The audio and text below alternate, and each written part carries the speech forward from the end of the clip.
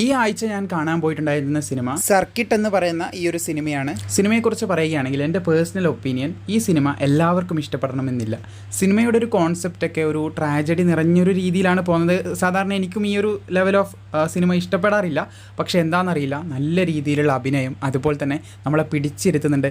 ഒരു heart touching family movie എന്നൊക്കെ പറയാം. അത്ര അടിപൊളിയായിട്ട് അഭിനയവും കാര്യങ്ങൾ. നിങ്ങൾക്ക് ഇതിൽ നിന്ന് ഒരുപാട് മാസ് കാര്യങ്ങൾ ഇതൊന്നും നിങ്ങൾ പ്രതീക്ഷിക്കേണ്ട.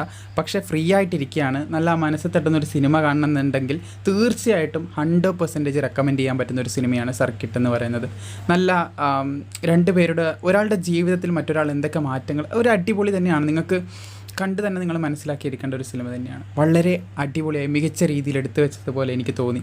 അതുപോലെ തന്നെ എനിക്ക് സാധാരണ ഈ രീതിയിലുള്ള സിനിമകൾ, എൻ്റെ ഞാൻ പറയുന്ന റിവ്യൂവും കാര്യങ്ങളൊക്കെ നോക്കിയാൽ തന്നെ നിങ്ങൾക്ക് മനസ്സിലാവും, ഈ ഒരു ട്രാജഡി ടൈപ്പുള്ള സിനിമകൾ ഞാൻ കാണാറും കുറവാണ്. അതുപോലെ തന്നെ എനിക്ക് ഇഷ്ടപ്പെടാറുമില്ല, വളരെ ചുരുക്കം മാത്രമേ ഇഷ്ടപ്പെടാറുള്ളൂ. ആ ചുരുക്കത്തിൽ ഇഷ്ടപ്പെട്ടിട്ടുള്ള ഒരു സിനിമയാണ് ആസിഫ് അലി പുതുതായിട്ട് അഭിനയിച്ചിട്ടെത്തിയിട്ടുള്ള സർക്കിട്ട് എന്ന് പറയുന്ന ഈ ഒരു സിനിമ. പിന്നെ അതുപോലെ തന്നെ അതിലുള്ള കുട്ടീൻ്റെ അഭിനയം, എൻ്റെ പൊന്നു, അത് സത്യം പറയാലോ അടിപൊളിയായിരുന്നു. നന്നായിട്ട് അഭിനയിച്ചിട്ടുണ്ട് ആ ചെറിയ ചെറുക്കൻ.